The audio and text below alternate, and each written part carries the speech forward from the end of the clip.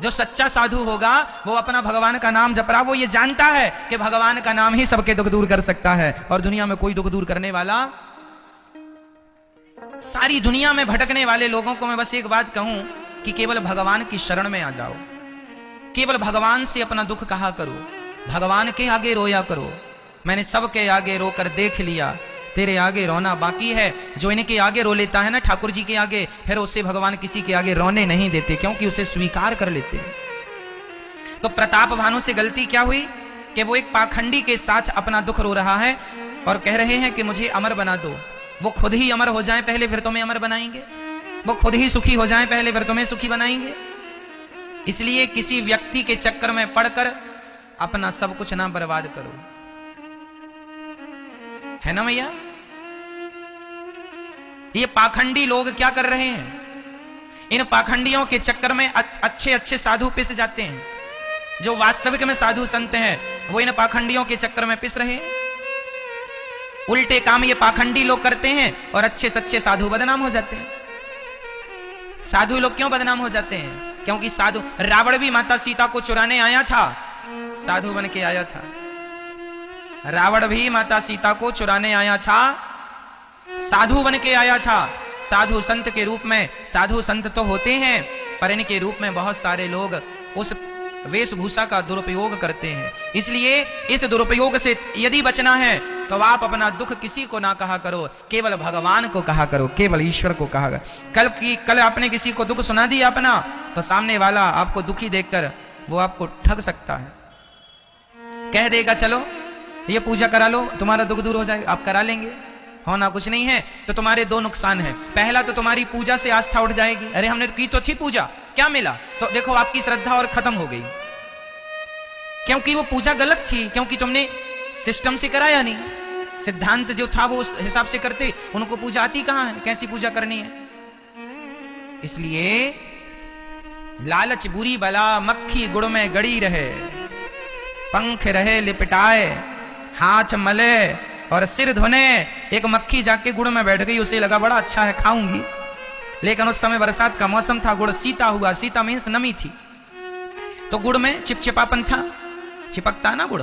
तो मक्खी को लगा अच्छा वो गर्मी में बैठा करती थी गुड़ में, तो गर्मी में तो अच्छा गुड़ होता है बिल्कुल सूखा, खाती मक्खी खूब मजे से। लेकिन अब उसे पता नहीं कि बारिश आ गई, बारिश आई तो गुड़ में जरा नमी आ गई तो गुड़ गीला हो गया। अब की बार मक्खी जाके लालच के चक्कर में बैठी, उसकी सखियों ने मना किया, ना जी बारिश चल रही है, गुड़ गीला है, लिपट जाएगी। ना जी मैंने तो खाया है, तुम क्या जानो। वो गई बैठी, वो बैठी तो उसके पांव धस गए गुड़ में, यहां वहां पंख फैलाई फटकारे तो पंख भी जाके चिपक गए गुड़ में, और चिपक गए तो मक्खी लाख कोशिश करे लेकिन गुड़ से छोड़ता नहीं है। अंत में तड़प तड़प के मक्खी मर जाती है। इसी बात को संत जनों ने गाया कि मक्खी गुड़ में गड़ी रहे, पंख रहे लिपटाए, हाथ मलहे और सिर धोने। लालच बुरी बला, ये लालच बुरी बला है। लालच के चक्कर में जो फंसेगा वो अपना सत्यानाश करेगा। इसलिए कभी लोभ ना हो। सामने 1 करोड़ रुपए रखे हैं, यदि मेरे अंदर लोभ जाग गया तो वो 1 करोड़ रुपए मेरा नुकसान कर देंगे। कोई हो सकता है तुम्हें फंसाने के लिए षड्यंत्र रच रहा हो, पैसों के जाल में फंसा रहा हो। ये संसार में जैसे मछली को फंसाने के नाना प्रकार के तरीके लोग अपनाते हैं, ऐसे तुम्हें भी फंसाने के भी तो तरीके चल रहे हैं। क्यों मैया, सही है। एक वैश्या पुरुषों को कैसे लुभाती है? एक पुरुष के सामने वैश्या कौन सा जाल फेंकती है? बड़ी सज धज करके बैठ जाती है और तुम्हें देख देख के मुस्कुराती है। तुम्हें लगता है वाह हमें देख के मुस्कुरा रही, हमें कोई खास बात है। तुम चले गए, वैश्या ने तुम्हें अपना ग्राहक बना लिया, लूट लिया जितना था। तो वैश्या भी पुरुषों पर जाल फेंकती है, यूं फंस जाओगे तो फंस जाओगे तो फंस गए। ऐसे ही ये दुनिया की लालची दुनिया, लोभी लोग तुम पर जाल फेंकते हैं। तुम दुखी हो ना, आओ हम तुम्हारा दुख दूर करते हैं। और ये दुख दूर करने के चक्कर में ना जाने क्या क्या हो जाता है। इसलिए आप पाखंड से दूर रहें। सनातन धर्म में सबसे बड़ी कमी यही है। मैं कहता हूं राम राम जपा करो, तुम्हारा सारा दुख दूर होगा। तुम्हें किसी के द्वार पर जाने की जरूरत नहीं है, एक भगवान की शरण में चले जाओ और कहीं जाने की जरूरत नहीं है। कथाएं सुना करो, रामचरितमानस पढ़ा करो, शास्त्र का उच्च कोटि का ज्ञान धारण करेंगे तो आप बच पाएंगे, नहीं तो जमाना तो तुम्हें लूटने बैठा ही है। तुम खुद लुटने जाते हो, कोई क्या करे। इसलिए जमाना लूटने बैठा है, तुम क्यों लुटते हो। इसलिए लोभ नहीं, लालच नहीं, भगवान की भक्ति श्रद्धा से हो। और ये विश्वास बना लो कि इस धरती में ऐसा कोई दुख नहीं है जिस दुख को भगवान श्रीमन्नारायण दूर नहीं कर सकते। इस धरती का कोई दुख नहीं है जिसे भगवान दूर ना करें। क्या राम जी आपका दुख दूर नहीं करेंगे? क्या भगवान कृष्ण आपका दुख दूर नहीं करेंगे? क्या भगवान श्रीमन्नारायण आपका दुख दूर नहीं करेंगे? तुम एक बार इनकी शरण में जाओ तो सही, कहो तो सही कि हम आपके हैं। अब आप इनकी शरण में ना जाके पाखंडियों की शरण में जाते हैं तो भगवान बोलते जाओ अपना वहीं जाओ। अच्छा चलो, प्रताप भानु गए, बाबा के चक्कर में फंस गए। नकली संत को असली मान लोगे तो भी नुकसान होगा, और असली को नकली मान लोगे तो भी नुकसान हो जाएगा। राजा परीक्षित के संग यही तो घटना घट गई। राजा परीक्षित ने असली साधु को नकली मान लिया। ध्यान से सुनना, प्रताप भानु ने नकली साधु को क्या मान लिया? मैया बोलो जोर से, मैया सुन लो मेरी मां। नकली साधु को क्या मान लिया? असली। और राजा परीक्षित ने समीक जी के गले में मरा हुआ सांप डाल दिया। असली संत थे, उन्हें परीक्षित ने मान लिया। अरे ये तो हमें देख के ऐसी ढोंगी बैठ गए हैं। असली संत को राजा परीक्षित ने नकली मान लिया तो राजा परीक्षित को श्राप लग गया। नकली को असली मान लोगे तो भी कष्ट, और नकली को असली मान लोगे तो भी कष्ट, और असली को नकली मान लोगे तो भी। इसलिए कल्याण तब होगा जब आप केवल दर्शन करें, ना जाने किस रूप में नारायण मिल जाएं, सब में भगवान है, इस भाव से भगवान का दर्शन किया जाए। साधु आए तो साधु को भी भगवान की दृष्टि से देखकर प्रणाम किया जाए। भूखे हैं तो भोजन पानी दिया जाए, लेकिन अपना दुख प्रकट ना किया जाए। दुख प्रकट, यदि सच्चा संत होगा तो तुम्हारे दुख को कहने की जरूरत ही नहीं है। उनके दर्शन मात्र से तुम्हारा सारा दुख दूर हो ही जाएगा, कहने की जरूरत नहीं। जैसे दीपक के जलते ही अंधकार अपने आप मिट जाता है, उसी प्रकार सच्चे संतों के दर्शन मात्र से व्यक्ति का अंतःकरण शुद्ध हो जाता है, निर्मल हो जाता है। केवल दर्शन मात्र से, कहने की भी जरूरत नहीं है। इसलिए पाखंडवाद को मिटाना है तो आपको जागरूक जनता बनना पड़ेगा। क्या बनना पड़ेगा मेरी मां? जागरूक। जागरूकता जरूरी है। साइंटिफिक बातें होनी चाहिए। जो व्यक्ति साइंस के आधार पर बात नहीं करता वो पाखंड ही है। हमारी पूरी भक्ति, हमारे वेद पुराण पूरी साइंस पर टिकी हुई है। साइंटिफिक है हर चीज, हमारे यहां हर बात साइंटिफिक है। बिना साइंस की कसौटी में कसी कोई बात है ही नहीं। हमारा पूरा सनातन धर्म साइंटिफिक है। साइंस के अतिरिक्त तो कोई कुछ है ही नहीं यहां पर। हम हर बात को आपको साइंस से जोड़ के बता सकते हैं। यहां ठगना नहीं है, यहां पैसा कमाना उद्देश्य ना हो, यहां केवल सनातन धर्म का प्रचार करना और हर दिल में भक्ति और प्रेम का दिया जलाना उद्देश्य होना चाहिए। मैंने आज तक इतनी जिंदगी हो गई दास अनिरुद्ध की, मैंने आज तक किसी से ये नहीं कहा कि तुम्हें इतना पैसा देना ही पड़ेगा। ना जी, मैंने आज तक किसी से, आप इतने सारे श्रोता हैं कि आज तक मैंने आपको 1 रुपए भी मांगा जबरदस्ती? कथा से बोलता हूं कि यहां सेवाएं चल रही हैं, आप दान कर सकते हैं, आपकी श्रद्धा है तो, इतना बोलता हूं। मैंने आज तक किसी को प्रेशर नहीं दिया कि नहीं जी तुम्हें देना ही पड़ेगा। ना राम जी, जबरदस्ती का लिया दान ना हमें पचेगा ना आपको।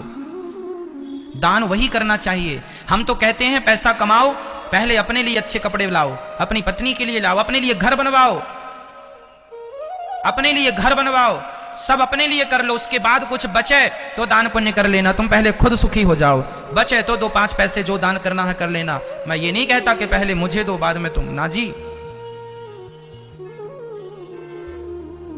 आज ही मेरे पास एक सज्जन का फोन आया, वो परिचित के हैं, वो मुझे 2 लाख रुपए दान करना चाहते हैं। उन्होंने मेरे से कहा गुरुजी मुझे आपको 2 लाख रुपए दान करना है। हमने कहा ठीक है, आपकी इच्छा है तो कीजिए। लेकिन उन्होंने तुरंत मेरे से कहा कि मुझे बैंक से लोन लेना है। मैंने तुरंत सवाल किया कि आपको लोन किसके लिए लेना है? बोले मेरी बेटी का विवाह होना है तो मुझे लोन लेना पड़ेगा। मैंने तुरंत कहा कि जब आपको बेटी का विवाह आपके सिर पर है तो आपको फिर मुझे 2 लाख दान क्यों करना है? आप मुझे 2 लाख दान अभी ना कीजिएगा, पहले अपनी बेटी का विवाह धूमधाम से कीजिएगा। मुझे 2 लाख की जरूरत नहीं है, आप मुझे 10 रुपए ही दीजिएगा, पर वो दीजिएगा जिसको देने से आपका हृदय प्रसन्न हो।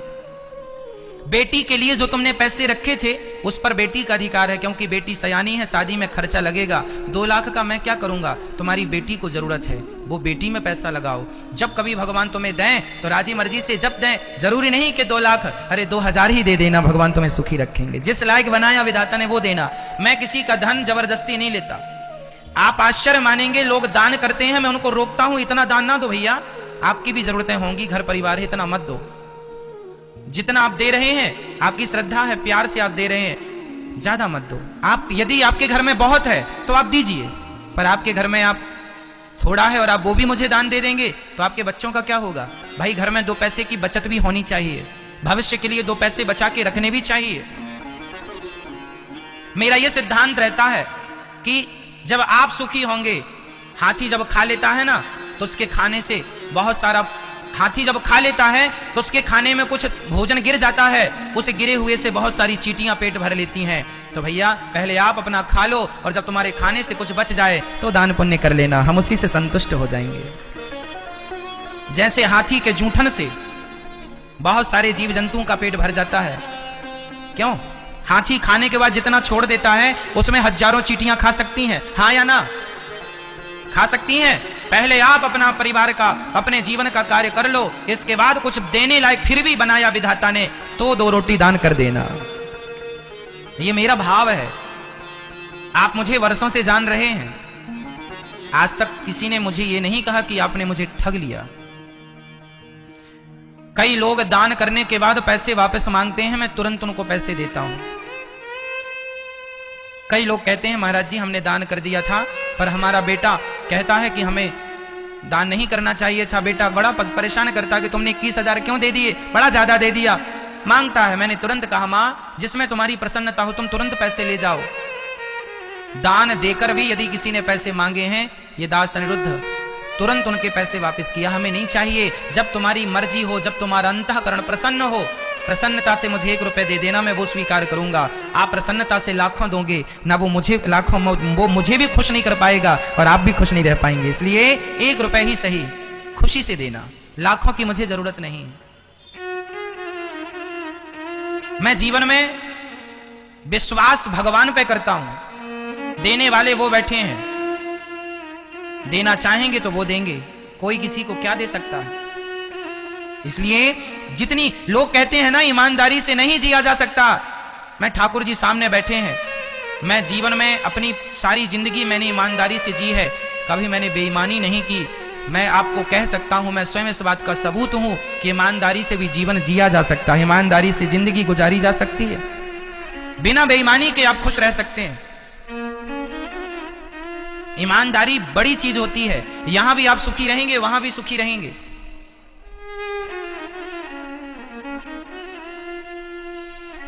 बस खुश रहिएगा, प्रसन्न रहिएगा। ये प्रताप भानु की कथा ने मुझे बहुत सिखाया है। मैं कथा सुनाता ही नहीं हूं मां, मैं कथाओं से प्रेरणा लेता हूं, सीखता हूं। अरे ऐसा किया तो उनके साथ ऐसा हो गया, मैं भी करूंगा तो मेरे साथ वैसे ही होगा ना जी, मुझे उनकी तरह गलती नहीं करनी। इतिहास क्यों होते हैं, इतिहास क्यों लिखे जाते हैं? ताकि आने वाली पीढ़ी वो गलती ना करे जो उस समय दोहराई गई थी। सही है।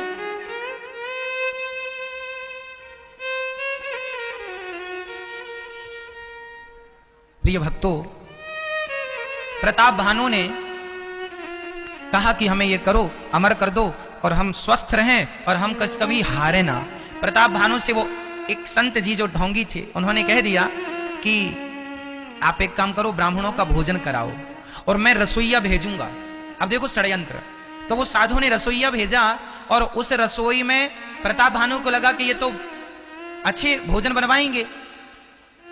उस जंगल में एक राक्षस रहता था, उस राक्षस से ये साधु की दोस्ती हो गई थी, कपटी साधु की। वो राक्षस मायावी था, वो माया वाया जानता था। जैसे जादू कहते हैं ना, जादू जादू, जैसे आप लोग चमत्कार को नमस्कार करते हैं ना, ये चमत्कार को नमस्कार करने से भी हानि होती है।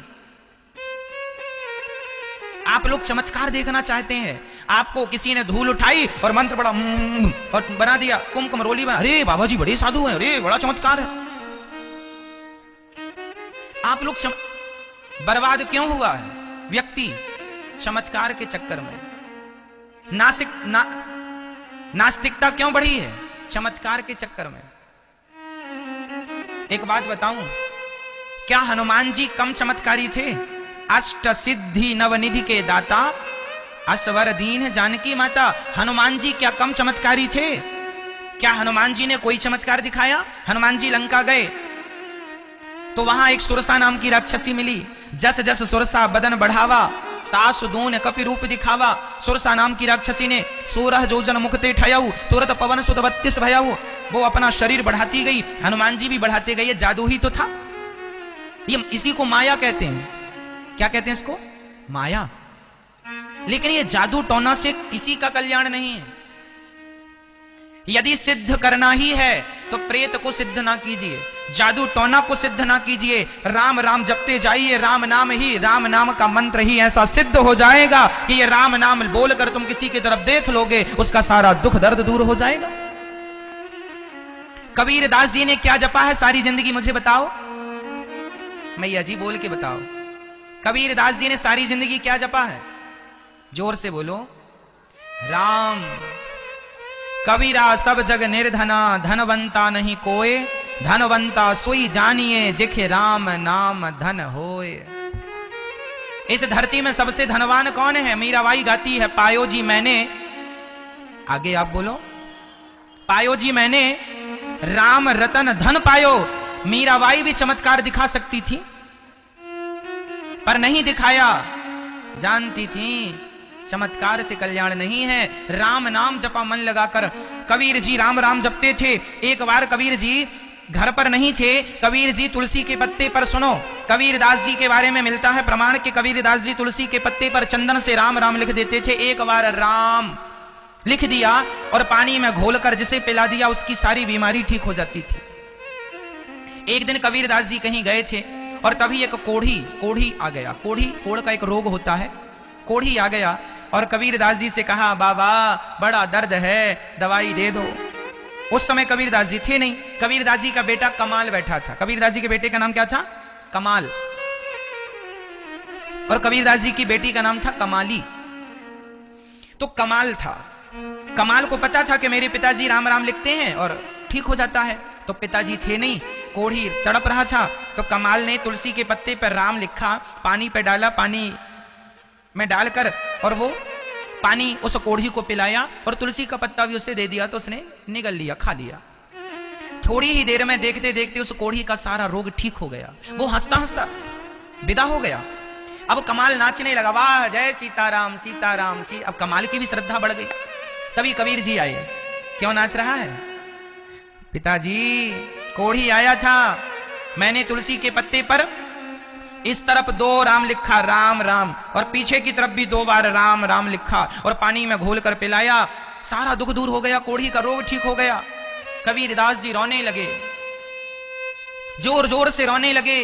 कमाल बोला, पिताजी क्या गलती हो गई, आप क्यों रो रहे हैं? कबीर दास जी बोले, बेटा क्या तुझे राम के एक नाम पर विश्वास नहीं था जो तूने राम के 4 बार नाम को लिखा है? अरे उस कोढ़ी का दर्द तो एक राम से दूर हो जाता, तुझे 4 बार लिखने की जरूरत क्यों पड़ी? मुझे लग रहा है कि तुझे राम पर विश्वास नहीं है। विश्वास होता तो एक बार ही लिखने से उस कोढ़ी का समस्त दुख दूर हो सकता था। ये विश्वास है। जब तुम्हारा विश्वास है कि मेरे राम ही दुख दूर करेंगे तो राम ही दुख दूर करेंगे, कोई दूर नहीं कर सकता तुम्हारा दुख। विश्वास होगा। द्रौपदी को विश्वास था कि अब मेरी साड़ी भगवान बढ़ाएंगे तो आना पड़ा। प्रहलाद को विश्वास था इस खंबे पर भगवान है, आना पड़ा। बस तुम विश्वास तो करो मेरी मां। विश्वास ही तो नहीं है ना, प्रॉब्लम तो ये है। आदमी का विश्वास डगमग डगमग डगमग डगमग डोल रहा है, आज यहां कल यहां कल यहां परसों यहां ना। एक भरोसे, एक भरोसे, एक बल, एक आस विश्वास, एक राम घनश्याम हित, चातक तुलसीदास। एक भरोसे। जीवन में भरोसा एक पर करो। किस पर करोगे मेरी मां? किस पर? राम कहो, कृष्ण कहो या श्रीमन नारायण कहो, बात एक ही है। तो भरोसा किस पर? रघुनंदन पर, अर्थात मेरे राम पर। भरोसा किस पर? मेरे कृष्ण पर, मेरे श्रीमन नारायण पर। प्रभु मुझे तो आपका भरोसा है, मुझे जमाने की कोई बात ही नहीं, हम बात ही नहीं करते हम व्यर्थ की, केवल विश्वास। यदि विश्वास है तो भगवान है, और विश्वास नहीं है तो कुछ नहीं है। क्या जरूरी है मेरी मां? केवल केवल विश्वास की आवश्यकता है। यदि विश्वास है तो जीवन में आनंद ही आनंद, इससे बड़ा कोई सुख नहीं है। तो जीवन पे आज आप गांठ बांधो इस बात को, विश्वास सब पर नहीं, विश्वास केवल केवल अपने राम पर, अपने कृष्ण पर, अपने भगवान पर विश्वास। केवल एक भरोसे, एक बल। हम सम्मान सबका करें, सेवा जैसे पत्नी सेवा सबकी करती है, जेठानी की, देवरानी की, ससुर की, सास की, सबकी सेवा, सबका सम्मान करती है, पर समर्पण केवल अपने पति में करती है। क्यों? सही है ये बात? सेवा सबकी करती है पर समर्पण केवल अपने पति के चरणों में करती है। उसी तरह आप सबका सम्मान करें, हर देवी देवता का, पर समर्पण अपने इष्ट में करें, भगवान श्रीमन नारायण में करें। वही है हमारे आराध्य, वही कृष्ण है, वही राम है। समर्पण केवल अपने भगवान में हो। अब देखो ना, प्रताप भानु के यहां उन्होंने भोजन बनाने में ब्राह्मणों का मांस परोस दिया। संतों ब्राह्मणों को बुलाया प्रताप भानु ने कि आप भोजन करने आओ, और वो मायावी था, तो माया से उसने ब्राह्मणों का मांस बनाया उस रसोई में, ब्राह्मणों को मार मार के उनका मांस बनाया और संतों को मांस परोसा ब्राह्मणों को। अब ब्राह्मणों को लगा कि ये तो प्रताप भानु बड़ा धर्मात्मा राजा है, जो खिलाएगा चकाचक अच्छा ही खिलाएगा। जब ब्राह्मण मांस खाने लगे, उठाकर मुंह पे ले जाने लगे, आकाशवाणी हो गई, अरे ब्राह्मणों इनका भोजन ना खाओ, जैसे तुम भोजन समझ रहे हो वो ब्राह्मणों का मांस है, इसने ब्राह्मणों को मारकर उनका मांस पकाया है, ये मनुष्यों का मांस है। सारे ब्राह्मणों ने श्राप दे दिया, अरे प्रताप भानु तुम हमारे ब्राह्मणों को बुलाकर हमारा तुम धर्म बिगाड़ना चाहते हो, जाओ हम तुम्हें श्राप देते हैं, तुम राक्षसों की तरह व्यवहार कर रहे हो, जाओ तुम राक्षस हो जाओ। वही प्रताप भानु ब्राह्मणों के श्राप से रावण बना, और उस रावण के लिए भगवान को फिर राम बनकर आना पड़ा। यह प्रताप भानु की कथा है। इस कथा से क्या सार निकला? सार तत्व यही निकला कि व्यक्ति के अंदर जब लोभ जागता है तो फिर वो उल्टे काम करता है, पहला। दूसरा, प्रताप भानु को रसोई में जाके देखना चाहिए था कि बन क्या रहा है। जरूरत से ज्यादा किसी पर विश्वास ना करना मेरे भाई, जरूरत से ज्यादा किसी पर विश्वास, हाँ या ना मैया जी? करना चाहिए क्या? तुम्हारा दोस्त ही क्यों ना हो, तुम्हारा सगा भाई ही क्यों ना हो। कल ही मेरे पास एक बहन आई, कल, मैं तो जीवन में जो कहता हूं प्रैक्टिकली कहता हूं। कल मेरे पास एक बहन आई, उस बहन ने कहा महाराज जी मेरे भाई के संग मेरा प्रॉपर्टी का काम था, बिजनेस था। मेरे भाई और मेरे पति अर्थात जीजा और साले का बिजनेस था, दोनों ने पार्टनर एक मिलजुल के काम किया कि भाई घर की बातें हैं, काम करेंगे। तो मेरे भाई ने धोखे से अपनी, मेरी 3 फैक्ट्रियां हैं, 3 में से 2 फैक्ट्रियां मेरे भाई ने धोखे से अपने नाम कर ली सारी, और एक फैक्ट्री जो है जब मेरे पति को पता चला कि मेरे साले ने मेरे साथ विश्वासघात कर दिया, जिस पर एक बात बताओ, मैंने आप पर विश्वास किया और आप ही मेरा विश्वास तोड़ देंगे, तो बताओ फिर मैं विश्वास किस पर करूंगा। इसलिए हाथ जोड़ के कहता हूं, यदि आप पर कोई विश्वास करे कभी, तो कभी आप उसका विश्वास ना तोड़िएगा। विश्वास तोड़ने का परिणाम यही आपको मिलेगा, थोड़ा सब्र रखिएगा। उस बहन ने रोते हुए कहा महाराज मेरे पति का अच्छा खासा कारोबार था, मेरा भाई कुछ नहीं करता था, ऐसे घूमता था, लेकिन मेरे पति को लगा कि चलो मेरा साला है, तो उन्होंने फैक्ट्री में उसको पार्टनर बना लिया। विश्वास किया था जरूरत से ज्यादा, तो उसने सारी फैक्ट्री अपने नाम कर ली, और अंत में उसके कारण मेरे पति ने आत्महत्या कर ली कि मेरे साले ने विश्वासघात किया। 2-2 सारी जिंदगी लग जाती है संपत्ति बनाने में, और संसार के लोग जरा सी गलती से हड़प लेते हैं। रोते हुए कहा, गुरुजी मेरे पति ने आत्महत्या कर ली। मैंने कहा, तुम्हारे पति की हत्या तुम्हारे भाई ने कर ली है। और अब कहता है, अब देखो उस बहन के पास पति नहीं बचा, छोटे छोटे बच्चे हैं, फिर भी वो भाई इतना निर्दयी है कि जो एक फैक्ट्री है उस पर भी कहता है कि आधी इसमें मेरी है, फिर भी उसको छोड़ने को तैयार नहीं है। ये भाई है। हर भाई ऐसा नहीं है, पर मैं आपको केवल इतना कहूंगा कि तुम्हारा सगा भाई भी क्यों ना हो, उस पर भी विश्वास आंख बंद करके नहीं करना चाहिए। अति विश्वास किया प्रताप भानु ने। उदाहरण सुनना, धृतराष्ट्र ने विश्वास किया था शकुनी पर। हाँ या ना? कान ओपन है ना आपके? धृतराष्ट्र के साले थे ना शकुनी। दुर्योधन ने विश्वास किया था अपने मामा पर, शकुनी पर, और गांधारी ने विश्वास किया था अपने भाई पर। किया था ना विश्वास? झांसी की रानी ने विश्वास किया था ना अपने मंत्रियों पर। दगा दिया कि नहीं? झांसी की रानी का किला यदि अंग्रेजों ने घेरा था, यदि झांसी की रानी के किले पर अंग्रेज घुसे थे, तो इसलिए कि अपने लोग गद्दार हो गए थे। मेरी मां, विश्वास कभी ना करना, ना जाने कौन से लोग तुम्हारे विपक्ष में कब खड़े हो जाएं।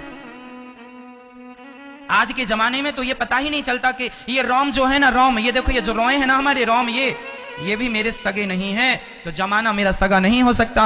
जरूरत से ज्यादा विश्वास करोगे तो नाश हो जाएगा तुम्हारा।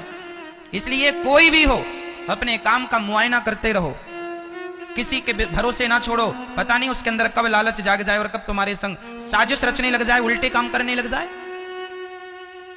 समझ रहे हैं? ये बहुत आगे की बातें बोल रहा हूं। कितना भी गूगल सर्च कर लेना, ये बातें तुम्हें गूगलों पर नहीं मिलेंगी मेरी मां। ये तो केवल सत्संग से प्राप्त होती हैं। इन बातों की कीमत करोड़ों है, इसका कोई मूल्य नहीं। अनमोल ज्ञान है। ये ज्ञान अनुभव से मिलता है, पढ़ने से नहीं मिलता।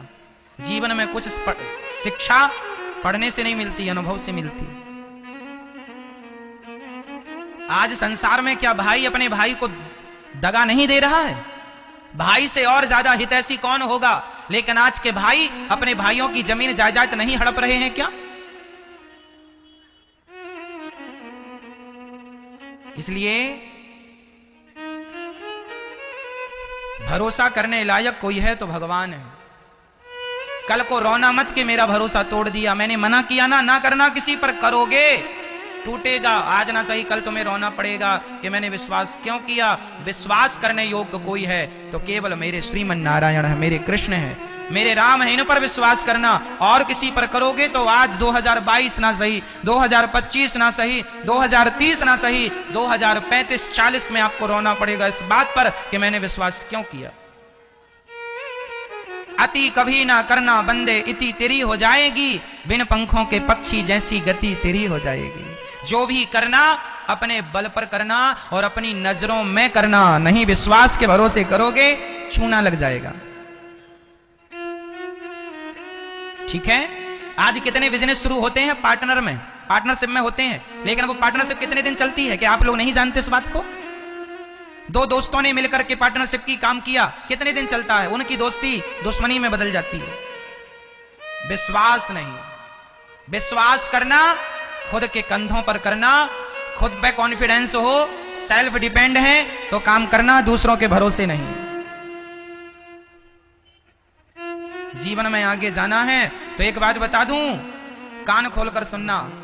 पीपल के वृक्ष के नीचे दुनिया में आप दूसरा पौधा लगा दीजिए, यदि वो खड़ा हो जाए तो मुझे बताइए। पीपल के पेड़ के नीचे, पीपल की छांव में क्या दूसरा पौधा हो सकता है? हाँ या ना? क्यों नहीं हो सकता? जोर से। क्योंकि छोटे से पौधे को जितना प्रकाश चाहिए था, जितनी शक्ति एनर्जी सूर्य से चाहिए, उतनी तो उस तक पहुंचेगी ही नहीं, क्योंकि सूर्य ही ढक लेगा, पीपल ही ढक लेगा। समझ रहा है? बड़े पेड़ के नीचे छोटा पेड़ कभी खड़ा नहीं हो सकता। उसी प्रकार तुम सोचो कि बड़ों के संग हो जाएंगे तो मेरा भी विकास हो जाएगा। विकसित व्यक्ति अपनी बुद्धि, अपने विवेक से हो सकता है। बड़ों के संग लगोगे, नेता के संग लगने वालों को लगता मैं भी नेता बन जाऊंगा। सारी जिंदगी तुम नेताओं के संग केवल घूमते ही रह जाते हो झंडा लिए। क्यों? और तुम्हें लगता हम भी नेता हो जाएंगे? तो अपनी मूर्खता पर खुद भी कभी हंस लिया करो।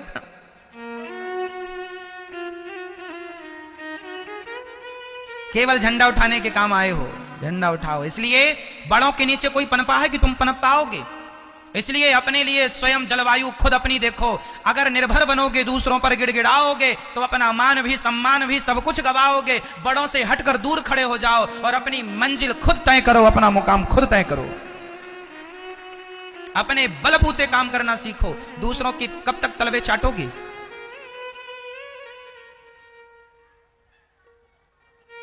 गुलामी कब तक करोगे जमाने की? अगर निर्भर बनोगे, दूसरों पर गिड़गिड़ाओगे, तो अपना मान भी सम्मान भी सब कुछ गवाओगे। इसलिए खड़े हो शान से तनकर, यही शोभा मनुष्य तन की। स्वयं सींचो हरिक डाली, खुशी जीवन के मधुबन की। किसी पर विश्वास ना करना जरूरत से ज्यादा। समझ रही हो मैया? अच्छा ठीक है।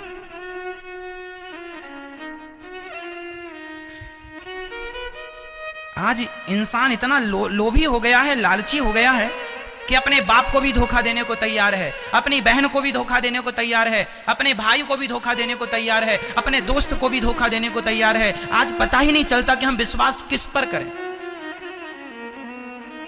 आज ये अंदाजा लगा पाना, आज के युग में सच्चे दोस्त, ईमानदार लोग मिलना भी बड़ा कठिन है। जिसको मिल गए हैं, समझ लेना कि बड़ी कृपा है भगवान की, इसलिए तुम्हें ऐसे ईमानदार दोस्त मिले हैं, ईमानदार लोग मिले हैं जिन पर आप आंख बंद करके। ऐसा नहीं है कि आज ईमानदार नहीं है लोग, ऐसा नहीं है। मेरे कहने का तात्पर्य ये नहीं है कि आज लोग ईमानदार नहीं है, ना जी। आज यदि धरती पर ईमानदारी ना रहती, सत्यता ना रहती, तो ये पृथ्वी रसातल में चली जाती। आज जो टिकी है, जितनी टिकी है, वो कुछ सत्यवादी लोगों के बल पर टिकी हुई है। कुछ अच्छे लोग, मुट्ठी भर ही सही, पर अच्छे लोग आज भी हैं।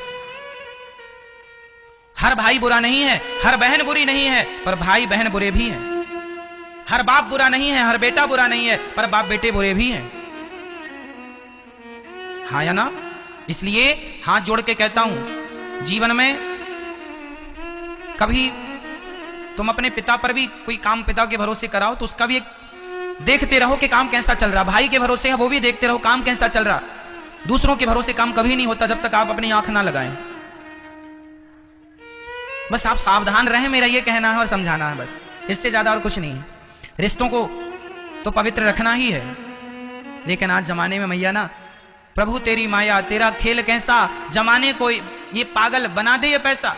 ये पैसा आजकल ना लोगों को पागल बनाया जा रहा। हर आदमी ना पत्नी से मतलब है, ना बच्चों से मतलब है, केवल पैसा पैसा पैसा। इतना कमाता है, कमाने में अपनी हड्डियां तोड़ लेता है, परेशान हो जाता है। जब कमा के झोला भर भर के पैसा रख लेता है तो फिर डॉक्टरों को दे दे के अपना शरीर ठीक कराता। भाई अब ले लो सारे झोला भर पैसे, ठीक कर दो।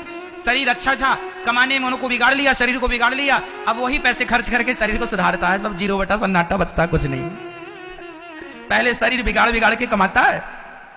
कहते हैं थोड़ा रेस्ट किया करो, थोड़ा पत्नी को समय दिया करो, बच्चों को संस्कार दिया करो। समय नहीं है, कमाओ कमाओ कमाओ, पैसा पैसा पैसा।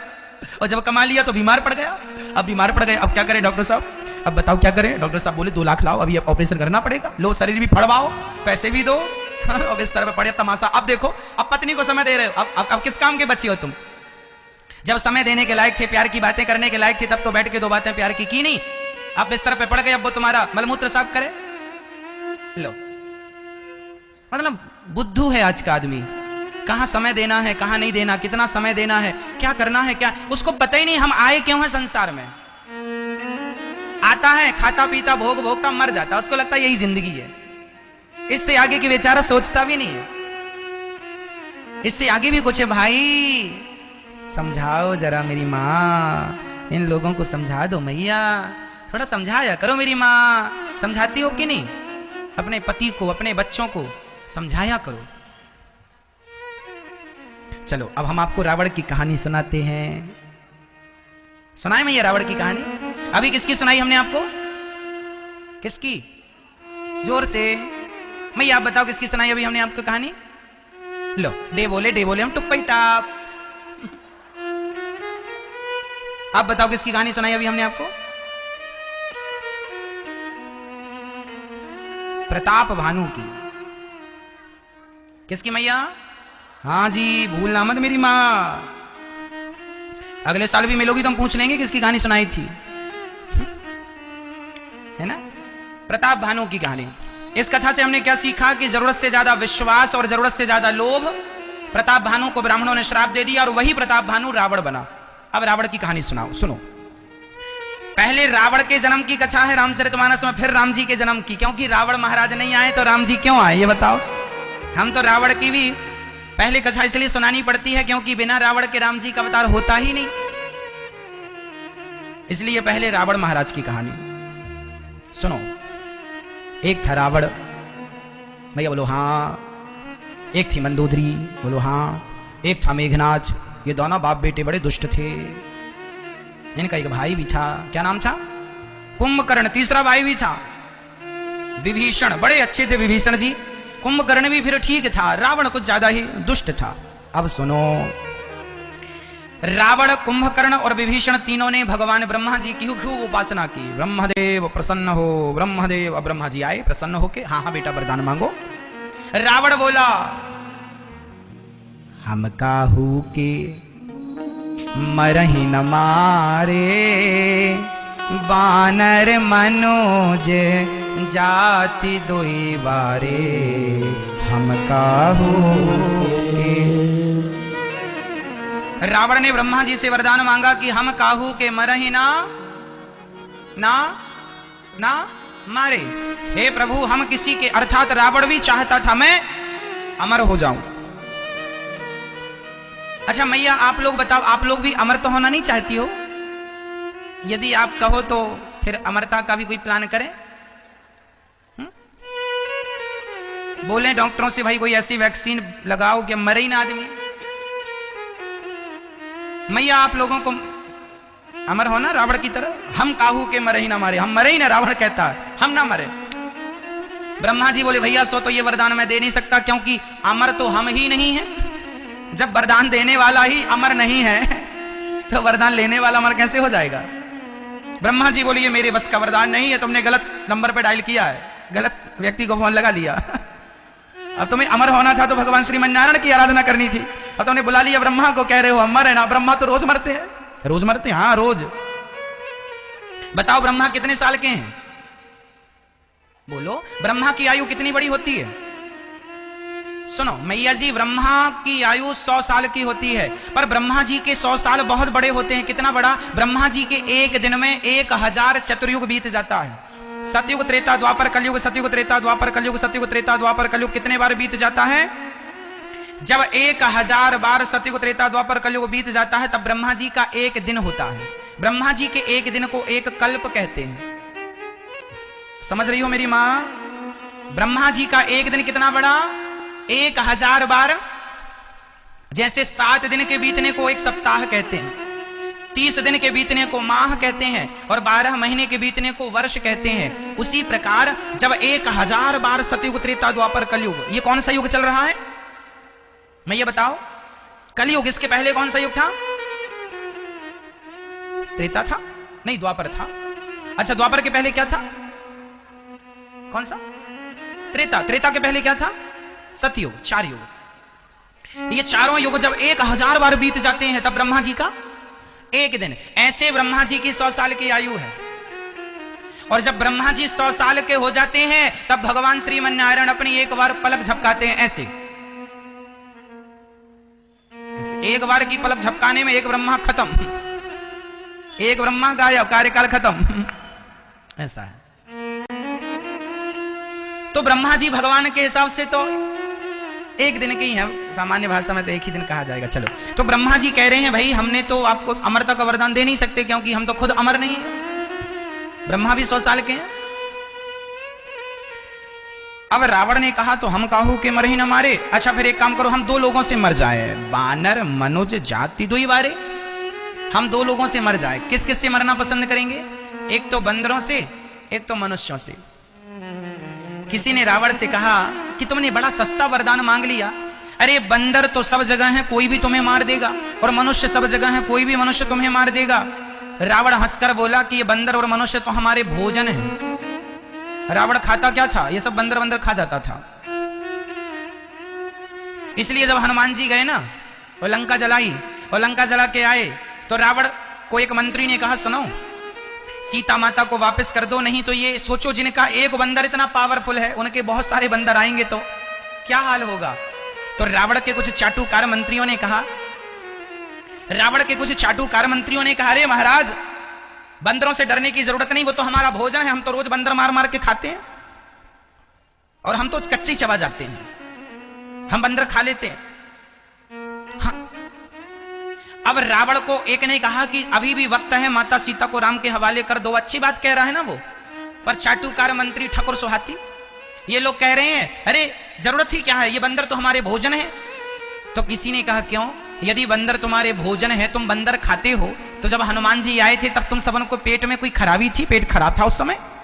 हाँ। यदि बंदर तुम्हारा भोजन था तो हनुमान जी आए थे तो काहे नहीं खा लिया हनुमान जी को,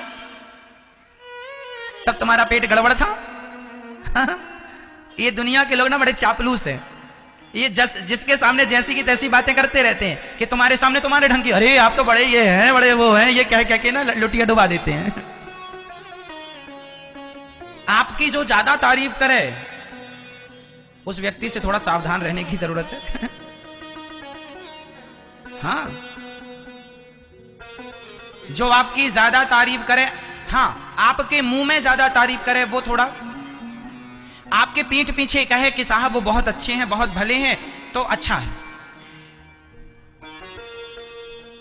थोड़ी बहुत तारीफ कोई करे तो उचित है, ठीक है, पर रोज रोज तुम्हारी तारीफें करे और कहे साहब आप तो ये हैं वो हैं, ये ऐसे लोगों से जरा बच के रहना, है ना। जैसे नेताजी अभी चुनाव जीते नहीं और पब्लिक ने जयकारा, नेता जिंदाबाद, जिंदा जीतेंगे भाई, जीतेंगे जीतेंगे, हमारे मंत्री जीतेंगे, जीते लो भैया, ये है ना। ये कौन लोग हैं? झूठा, जिस लायक वो है नहीं वो भी बातें कह रहे हैं, अरे आप तो ये हैं वो हैं, कुछ भी अर्थ क्या निकला। इसलिए हमारे यहां कहते हैं निंदक नीरे राखिए, निंदा करने वाले को नीरे, नीरे मीन्स पास, निंदक नियरे राखिए आंगन कुटी छवाए। यदि आप सुनो मेरी माँ, मैं आपको कथा में कहता हूं ना कि मैं कोई गलती करूं, मैं कोई गलत बात कहूं तो आप मुझे जरूर बताइएगा। यदि मेरे शुभ चिंतक आप हो तो मेरी त्रुटियां देखा करो, मेरी कमियां देखा करो, कमी आप देखोगे और मुझे बताओगे, मैं कमियां ठीक कर लूंगा। यदि आपने मेरी कमी नहीं देखी और केवल मेरी तारीफ करते गए तो अब आप किसी की तारीफ करेंगे ना तो उस व्यक्ति को अहंकार आ जाएगा, अरे हम ऐसे हैं।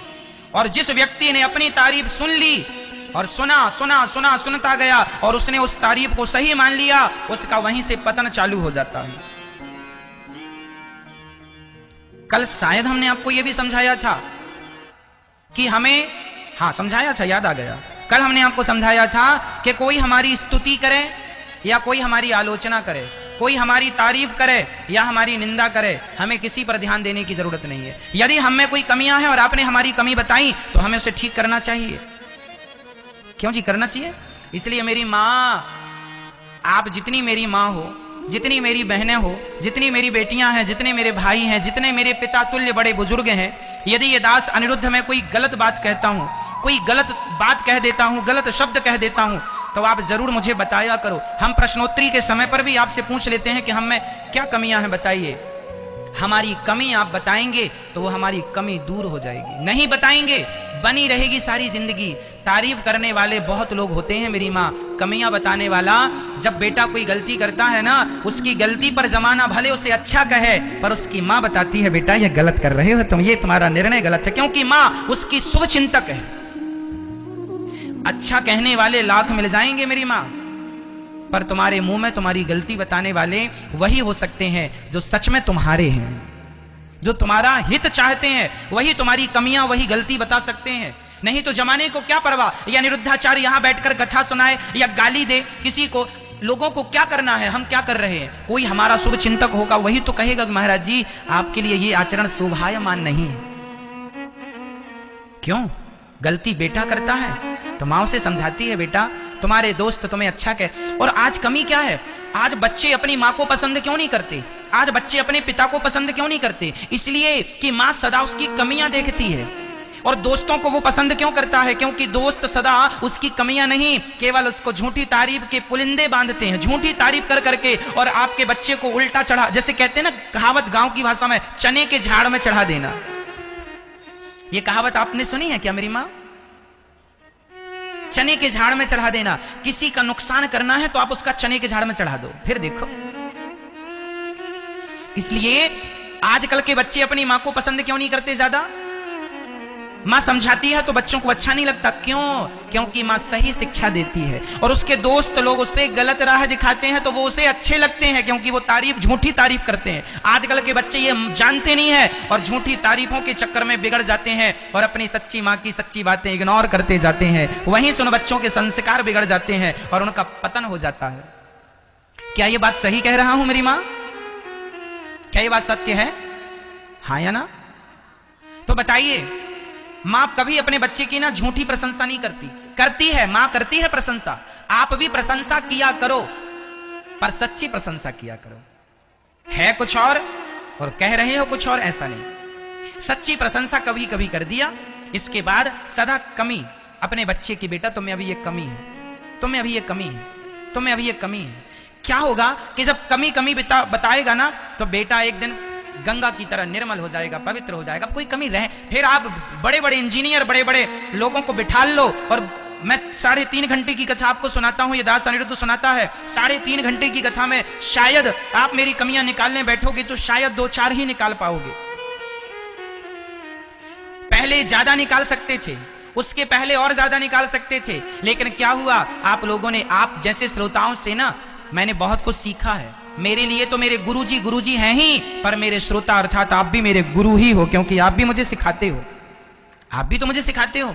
कई बार मेरे श्रोता मुझे बताते हैं, गुरुजी यहां पर यह शब्द ठीक नहीं था, मैं उसे तुरंत ठीक करता हूं, सुधार लेता हूं। मुझे अच्छा लगता है कि चलो कोई तो है जो मेरे बारे में अच्छा सोच रहा है। इसलिए हाथ जोड़ के कहता हूं, सदा आप मेरी कमी ही बताएंगे, मेरे में क्या कमी है वो आप सदा बताएंगे, और मैं जीवन भर अपनी कमी सुनने को तैयार हूं। मुझे कभी गुस्सा नहीं आएगा जब आप मेरी कमियां बताएंगे। मुझे खुशी होगी कि इस भीड़ में ये व्यक्ति है जो मेरे बारे में अच्छा सोच रहा है ना? निंदक नियरे राखिए आंगन कुटी छवाए, बिन साबुन पानी बिन निर्मल करत स्वभाव। ये संतों की क्या बातें हैं, लोग समझ लें, चरितार्थ कर लें तो आपका जीवन अपने आप मंगलमय हो जाएगा। लेकिन लोग मानते नहीं है, अच्छी बातें इग्नोर कर लेते हैं लोग। आपको ना एक्चुअली झूठी प्रशंसा सुनने की आदत हो गई है। सच्चाई तुम्हें पचती नहीं है, पर मैं सच्चाई कहता हूं और सच्चाई सुनना चाहता हूं। ना मैं झूठ कहता हूं ना झूठ सुनता हूं। मैं कई बार कथा में वो बातें भी कहता हूं जो बातें बड़ी कड़वी होती हैं, पर कहता हूं क्योंकि मैं आपके मुंह देखी बातें नहीं कर सकता, मैं आपके हित में ही बातें करूंगा। मुझे पता है कि आपके हित में जो बातें होंगी वो अच्छी हैं। चलिए, रावण ने कहा हम किसी से ना मरें, 2 लोगों से मर जाएं, या बंदर से या मनुष्यों से। रावण ने कहा हम तो बंदर मनुष्य खा लेते हैं, ये हमें क्या मारेंगे। यहां ये सीखने लायक है कि जीवन में कभी किसी को छोटा नहीं समझना चाहिए। रावण ने राम जी को बड़ा छोटा माना, रे ये तो वनवासी पुरुष है, ये तो जंगली है, वनवासी छोरे हैं, ये हमें क्या मारेंगे, हम लंकापति रावण हैं। लेकिन वो 2 छोरों ने, राम लक्ष्मण ने तुम्हारी सत्ता डिगा दी। इसलिए जीवन में कभी किसी को हल्के में नहीं लेना चाहिए। छोटा बच्चा जान के हमको ना समझाना रे,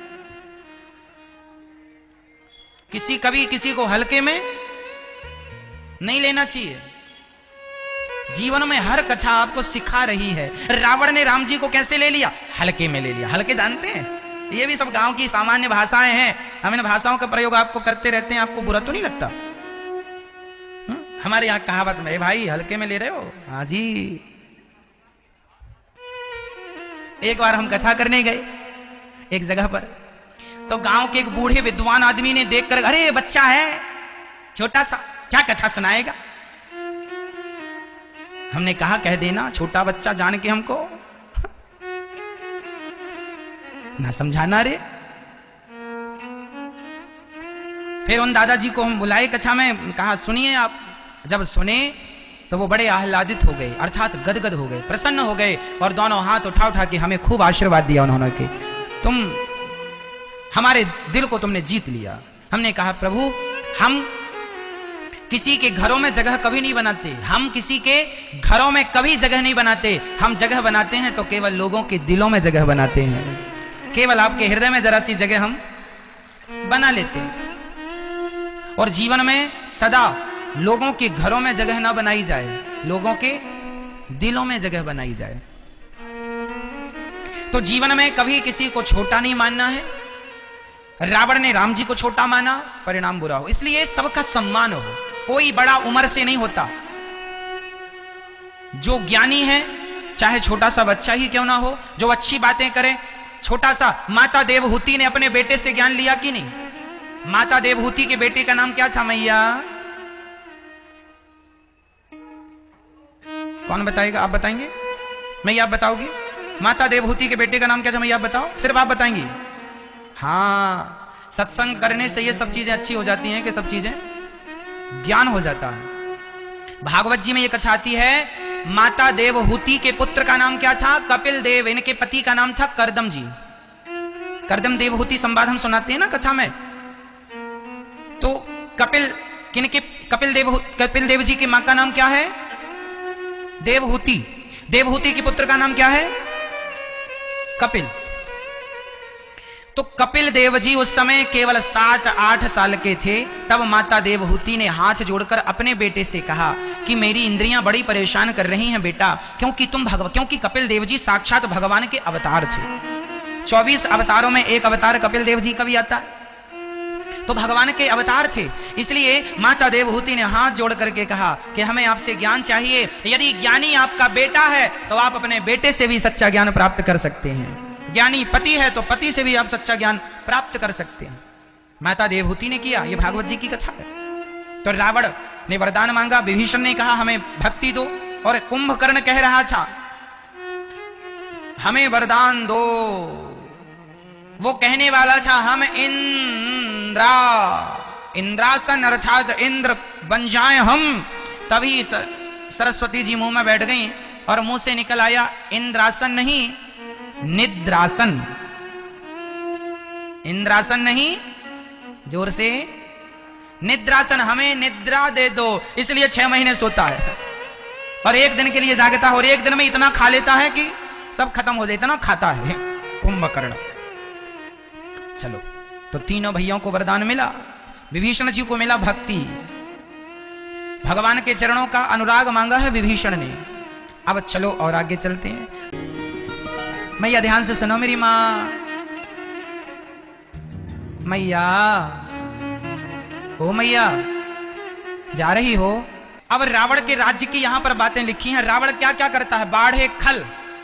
रावण के राज्य में खल बड़े बढ़ गए। बाढ़े खल बहु चोर, चोर बड़े बढ़ गए। जुआरा, जुआड़ी, जुआ। रावण ना जुआ खिलवाता था। आप लोग जुआ तो नहीं खेलते? हमारी माताएं भी आजकल मोबाइल पर खेलती रहती हैं। ये भी जुआ है। लो, पहले पुरुष खेलते थे, आजकल माताओं को भी नशा हो गया। जुआ खेलने से सर्वनाश होगा। हम भागवत जी में सुनाते हैं ये प्रसंग, कथा में, राम कथा में भी ये सब चीजें हैं। जो अब देखो, रावण के राज्य में मां नहीं मात, पिता नहीं देवा, साधुन सन करवा वही सेवा। रावण के राज्य में ये हो गया। ये लंका में ऐसा कैसा हो गया? सुनो, रावण के राज्य में रावण ना वरदान पाया है तो अत्याचार कर रहा है, अपनी माता को नहीं मानता। मां नहीं मात। रावण के राज्य में बड़ों का सम्मान नहीं होता। बड़ों का सम्मान रावण के राज्य में नहीं, बड़ों का सम्मान तो राम राज्य में होता है। इसलिए रावण राज्य ना चालू। जिनके घर में बड़ों का सम्मान नहीं हो रहा है, एक्चुअली उनके घर में रावण राज्य चल रहा है। और जिनके घर में बड़ों का सम्मान हो रहा है, वही तो राम राज्य है। आप चाहें तो अपने घर को राम राज्य बना ले, नहीं तो रावण राज्य तो बन ही जाएगा। तो जिनके मां नहीं मात, पिता नहीं देवा, जो अपनी मां को ना माने, पिता को ना माने, ये सब रावण के रिश्तेदार हैं। मां नहीं मात, पिता नहीं देवा, साधु न सन करवा वही सेवा। राम राम राम राम राम। साधुओं से कभी काम नहीं करवाना। 2 लोगों से कभी अपना काम ना कराओ। पहला साधु, दूसरा ब्राह्मण। कई बार हमने देखा कि लोग, जैसे आप लोग वृंदावन आते हैं ना, तो बड़े पैसे वाले लोग जब वृंदावन आते हैं ना, अब तो देखो व्यवस्थाएं ठीक हो गई। पहले क्या होता था, आश्रमों में विद्यार्थी रहते थे। जैसे हम आश्रम में पढ़ते थे तो सारे ब्राह्मण बालक आश्रमों में रहते हैं और वहां रह करके वो कुछ सेवा करते हैं और वो पढ़ते हैं। पर कुछ पैसे वाले लोग आते हैं ना, तो वो चाय पीते हैं और चाय पी के वहीं अपना कप रख देते हैं, पर वहां सेवा में उस समय विद्यार्थी होते हैं, ब्राह्मण बालक, तो फिर वो तुम्हारी जूठा कप उठा करके ले जाते हैं। कोशिश ये करो कि आपकी थाली, आपकी जूठी गिलास कभी ब्राह्मण से ना उठवाना और कभी संतों से ना उठवाना।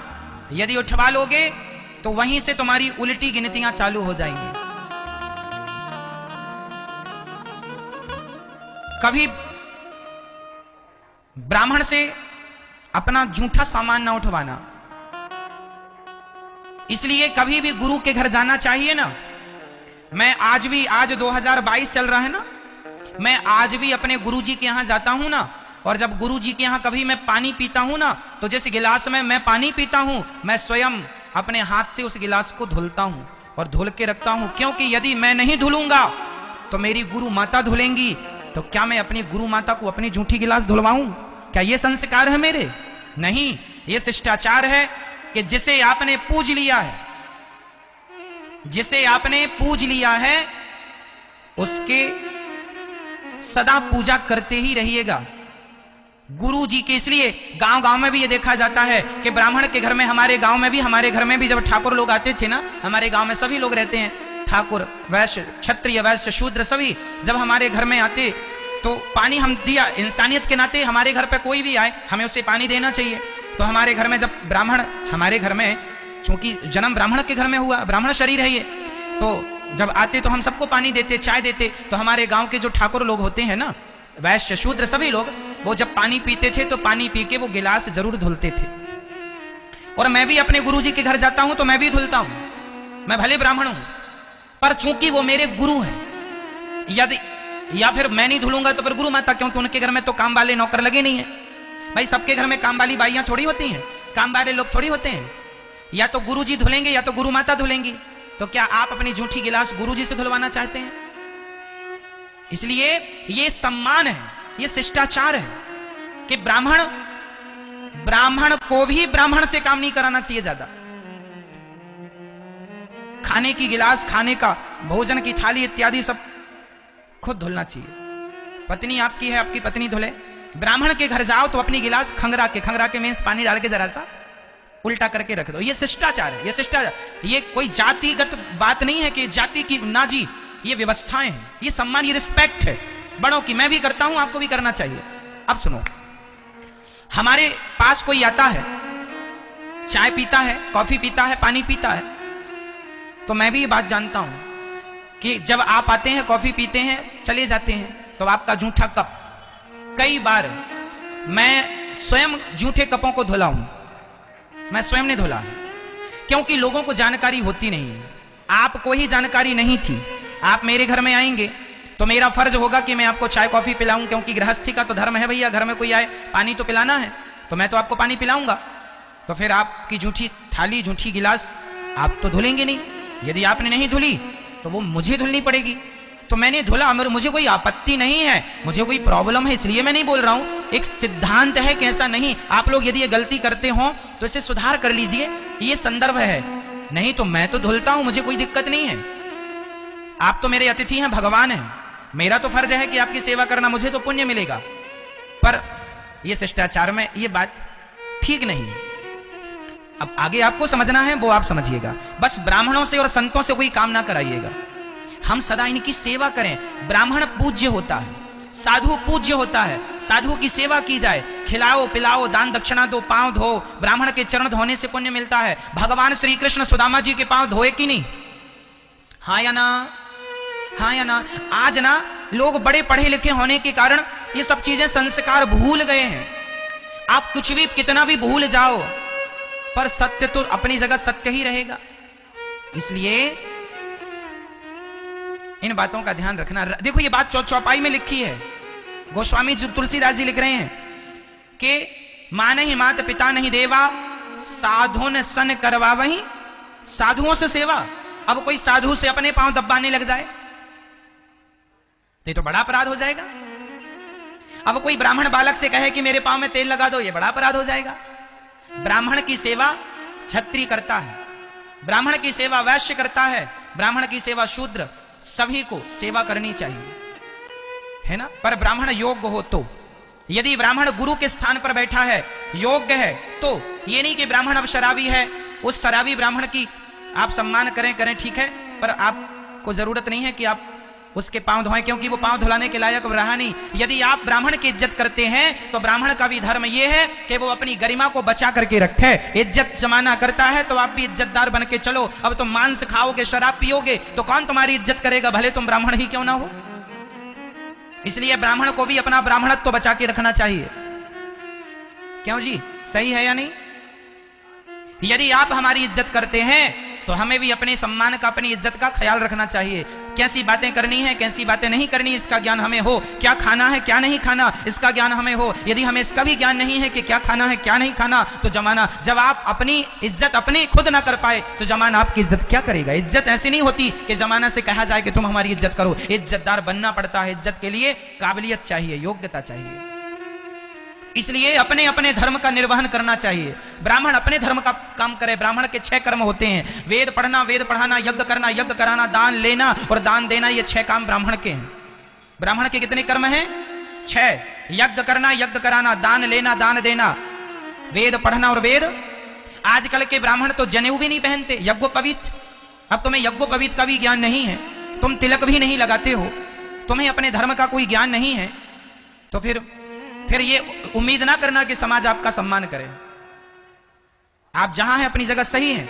आप शराब पीने लग गए हैं, आप मांस खाने लग गए हैं, तो अब आप समाज से ये उम्मीद ना कीजिए कि वो आपकी इज्जत करेगी। अब आप इज्जत करने के योग्य नहीं रहे, अपने आचरण से गिर गए हैं आप। इसलिए धर्म का पालन सबके लिए है, चाहे हम हो चाहे आप हो। धर्म की परिभाषा सबके लिए एक है। सत्य बोलना चाहिए। यह सत्य बोलना ब्राह्मण को भी चाहिए, क्षत्रिय को भी चाहिए, वैश्य को भी चाहिए, शूद्र को भी चाहिए। सत्य मतलब सत्य। चाहे तुम किसी भी जाति को हो, किसी भी हिंदू हो, मुसलमान हो, ईसाई हो, सिख हो, किसी भी जाति समाज धर्म पंथ से हो, सत्य सबके लिए है। हाँ या ना? माता की सेवा करना चाहिए, सबके लिए है। ब्राह्मण, क्षत्रिय, वैश्य, शूद्र, हिंदू, मुस्लिम, सिख, ईसाई सब माता की सेवा करें। सबके लिए व्यवहार आचरण एक है। इसलिए जमाना हमारी इज्जत करता है तो हमें भी अपनी इज्जत का ध्यान रखना चाहिए। आपका कोई सम्मान कर रहा है तो आप भी उसकी इज्जत का सम्मान कीजिए। ठीक है ना? समझ में आ रहा है ना मेरी माँ? ठीक है। तो कभी संतों से कोई काम नहीं कराएंगे और कभी ब्राह्मणों से कोई काम नहीं कराएंगे। सदा ब्राह्मणों का कोई काम करेंगे, सदा साधुओं का कोई काम करेंगे, उनसे आशीर्वाद लेंगे, क्योंकि ईश्वर ने इन्हें आशीर्वाद देने के लायक बनाया है। ब्राह्मण और संत आशीर्वाद दे सकते हैं। ठीक है? तो इनका आशीर्वाद लिया जाए, इनसे काम ना कराया जाए। रही गृहस्थी की बात, अब आप ब्राह्मण हैं और आप गृहस्थ में हैं और आपके घर कोई आया है अतिथि, उसने चाय पी है और आप उसका कप धुल रहे हैं, इसमें कोई आपत्ति नहीं है। अतिथि भगवान होता है। हम ब्राह्मण भले हैं पर हम एक गृहस्थी हैं और गृहस्थी का धर्म है कि अतिथि आ जाए हमारे घर में, आप भोजन करेंगे तो हम आपसे ये नहीं कहेंगे कि आप थाली धुलिए। हम यदि ये कह देंगे तो अपराध हो जाएगा। वो तो आपकी समझदारी है कि आप धुलें ना धुलें। यदि आप नहीं धुलेंगे तो हमें धुलने में कोई आपत्ति नहीं है। ठीक है? ये धर्म की बातें हैं, ये बड़ी गूढ़ बातें हैं। इन बातों पर बहुत पहले विचार होता था। अब तो लोग ये बात आज कई लोग तो पहली बार ही सुन रहे होंगे ये बातें। कैसा भी होता है? हाँ जी, ऐसा भी होता है। धर्म बड़ा गूढ़ है, सबके बस का नहीं है, पर आप लोग समझ रहे हैं, ये अच्छी बात है। चलो, रावण ने खूब अत्याचार किया, ब्राह्मणों को, संतों को मारा, खूब तंग किया। और जब भर जाता है ना आदमी का पाप, अब पृथ्वी धैनु रूप धरी हृदय विचारी, गई तहां जहां सुर मुनि झारी। अब पृथ्वी माता ने रूप बनाया गौ माता का, और संतों के, ब्राह्मणों के पास गई गौ माता। हे आज देखो ना, गौ माता किसके पास गई? संत और ब्राह्मण के पास। एक बात बताओ मेरी मां, आप कहते हो ना साधु का कभी अपमान ना करना। आज भारत देश में यदि भारत नस्ल की शुद्ध गाय बची, गाय गौ माता, काऊ गाय यदि बची है तो आज केवल साधु और ब्राह्मणों के कारण गाय बची हुई है। आज बड़ी से बड़ी संख्या में साधुओं के पास गाय हैं, वो संरक्षण कर रहे हैं गायों का। हजारों की मात्रा में साधुओं के यहां गाय मिल जाएंगी आपको, देसी नस्ल की गाय। कल भारत को जरूरत पड़ेगी कि भाई अब कहां गई हमारी गाय, तो संत तुम्हें गाय देंगे। गाय की रक्षा कौन करता है? साधु ब्राह्मण। करते तो आप लोग भी हैं, आप भी गाय की सेवा करते हैं, लेकिन आज आप लोगों के घरों में गाय नहीं है, पर साधु लोग भीख मांग मांग के छोटी मोटी गौशाला बना के गाय की सेवा करते रहते हैं आज भी। भले आप कुछ भी कहें कि साहब ये तो गाय के नाम पर ठग रहे हैं, गाय के नाम पर लूट रहे हैं, आप कुछ भी कहो, लेकिन गाय बची साधुओं के घर ही है, ये भी सत्य है। हजारों की संख्या में गाय बची है, देसी नस्ल की गाय। इसलिए गाय किसके पास गई? संतों के पास, ब्राह्मणों के पास। धैनु रूप धरी हृदय विचारी, गई तहां जहां सुर मुनि झारी।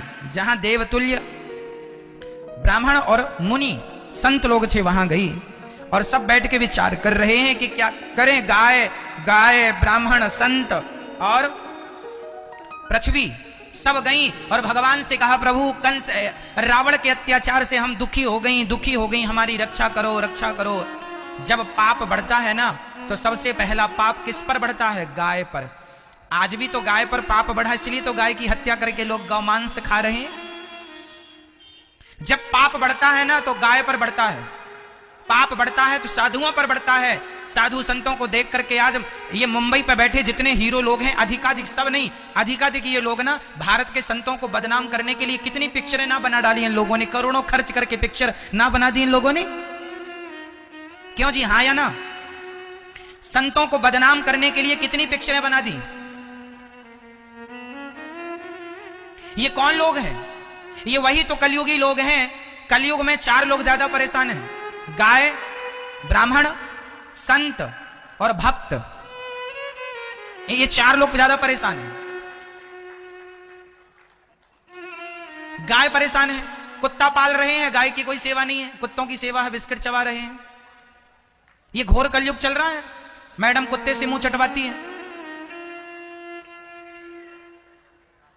घोर कलयुग है ये। जहां गाय की सेवा ना करके कुत्तों की सेवा होगी, वहीं से कलयुग स्टार्ट होगा। कलयुग में 4 लोग ज्यादा दुखी हैं। पहला गाय, इसलिए गाय की सेवा करना चाहिए। दूसरा ब्राह्मण, ब्राह्मण परेशान है।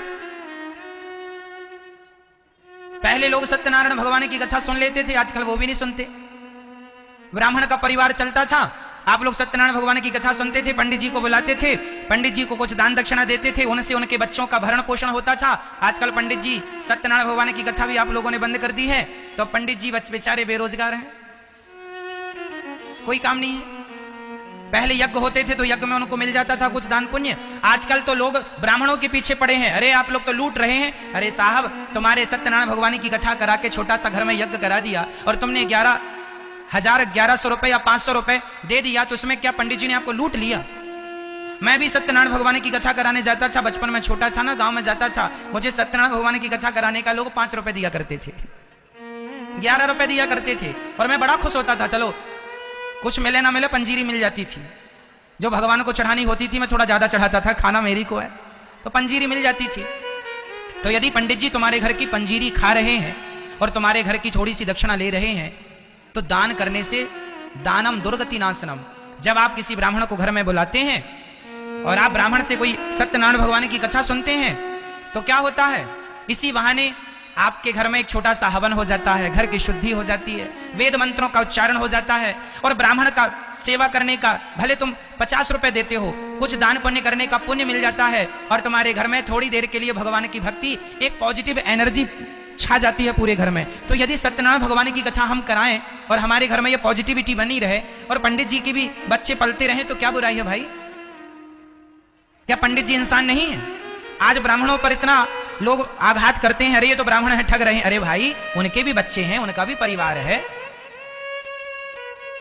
आप बड़े लोग हैं, किसानी कर रहे हैं, बिजनेस कर रहे हैं, व्यापार कर रहे हैं। ब्राह्मण तो ना बिजनेस कर पा रहा है ना व्यापार कर रहा, वो तो बेचारा सत्यनारायण भगवान की कथा ही ढूंढता है, कहाँ मिल जाए भगवान की कथा मैं सुना दूं, कहाँ मुझे कुछ पैसे मिल जाए तो इससे बच्चों का पेट भर जाएगा। और आप लोगों ने वो भी कराना छोड़ दिया है। सबसे सबका चल रहा है, सबसे सब जुड़े हुए हैं ना भैया, समाज सबसे जुड़ी रहती है, एक दूसरे से ना सब जुड़े हैं, हम आपसे जुड़े हैं, आप हमसे जुड़े हैं, हम सब एक दूसरे से जुड़ते हैं तो काम बनता है।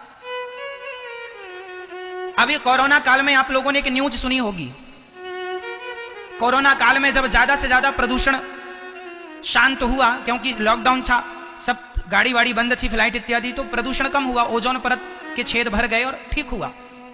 एक बात सुनी होगी लोगों से कि आप लोग अपने घर में हवन कीजिए। हर घर में यदि देसी घी जलाया जाने लगा, हवन क्यों होता है, यज्ञ क्यों, हमारे ऋषि मुनि ब्राह्मण लोग कोई पागल नहीं थे जो यज्ञ करते थे।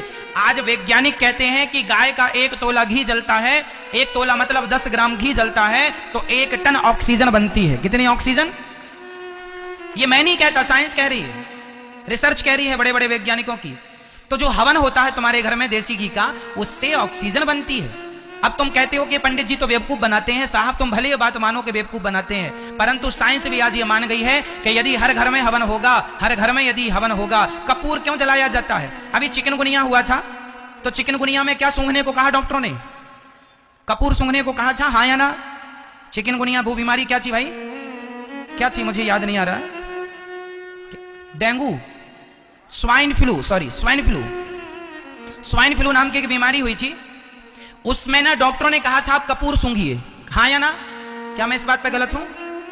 स्वाइन फ्लू की बीमारी पर कहा गया था ना कि इलायची और कपूर एक पोटरी में बांध के बच्चों के गले पे लटका दो, ताकि इसकी खुशबू, जहां कपूर की खुशबू होती है वहां बहुत सारे बैक्टीरिया, दुनिया को आज पता चला कि कपूर में बैक्टीरियाओं को मारने की ताकत है। हमारे ऋषि मुनि ने हजारों साल पहले से कपूर का प्रयोग करते चले आ रहे हैं, उन्हें पता था कि यह सबसे बड़ा एंटीबायोटिक है, अर्थात सबसे ज्यादा बैक्टीरियाओं को नष्ट करने की ताकत कपूर के अंदर है, इसलिए कपूर जलाने से वातावरण भी शुद्ध होता है, हाँ या ना? तो ये जो हमारे हवन की विधा रही है, ये पूरी साइंटिफिक रही है, पूरी।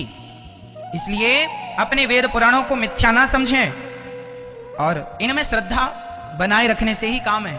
और ब्राह्मणों का भी धर्म है कि आप अपनी मर्यादा का पालन जरूर करें, आप नित्य संध्या वंदन करें, आप नित्य भगवान की उपासना करें। और सुदामा गरीब थे, ब्राह्मण गरीब होता है, ब्राह्मण को धन केवल भिक्षा, ब्राह्मण को भिक्षा मांगने में लाज शर्म नहीं होनी चाहिए। ब्राह्मण का शरीर तो भगवान की भक्ति के लिए मिलता है, भगवान की उपासना के लिए, इसके लिए यदि भीख भी मांग के पेट भरना पड़े तो कोई दिक्कत नहीं है, ब्राह्मण संतोषी होता है, कोई दिक्कत नहीं है। पर फिर भी यदि आप जीवन में भगवान की कथाएं सुनते हैं तो आपका भी उत्थान होता है, भगवत कृपा प्राप्त होती है। इसलिए बड़े बड़े राजा महाराजा यज्ञ कराते थे, भगवान राम जी ने भी यज्ञ कराया। आप यज्ञ नहीं करा सकते तो सत्यनारायण भगवान की कथा ही करा लिया करिए कभी कभी, अमावस पूर्णिमा।